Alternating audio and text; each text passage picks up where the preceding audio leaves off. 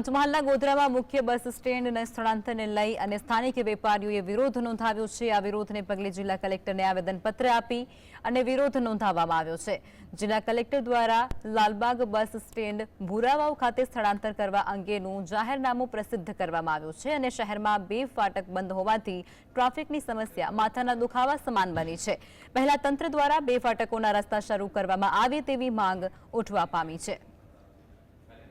Lalbaug bus stand થી ભુરાવા લઈ જવા માંગે છે આ લોકો। એમાં એવું છે કે ફાટકો બંને બંધ છે। શેરાબાગોર ફાટક અને સાપા રોડ વાળું ફાટક બંધ છે, જે સદંતર એમને કામગીરીમાં નિષ્ફળ રહ્યા છે।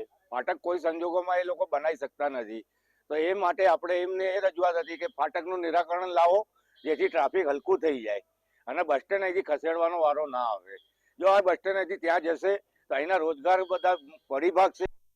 જે બંને ફાટકો ચાલુ કરી દેવામાં આવે તો આ ટ્રાફિકની સમસ્યા હલ થઈ જાય છે। એના માટે અમે વૈકલ્પિક વ્યવસ્થાની માંગણી કરી છે કે સાહેબ, છેલ્લા 2 વર્ષથી કોઈ પણ પ્રકારની વૈકલ્પિક વ્યવસ્થા કરવામાં નથી આવી અને ફાટકો આજે પણ બંધ હાલતમાં છે, તો તાત્કાલિક ધોરણે બંને ફાટકોની કોઈક વૈકલ્પિક વ્યવસ્થા કરી અને ચાલુ કરવામાં આવે, જેના કારણે વેપારીઓને તકલીફ ના પડે। જો ભુરાવો જતું રહે તો ગોધરાની આ જે વેપારીઓ છે એ વેપારીઓને નુકસાન થાય એવી પરિસ્થિતિ છે।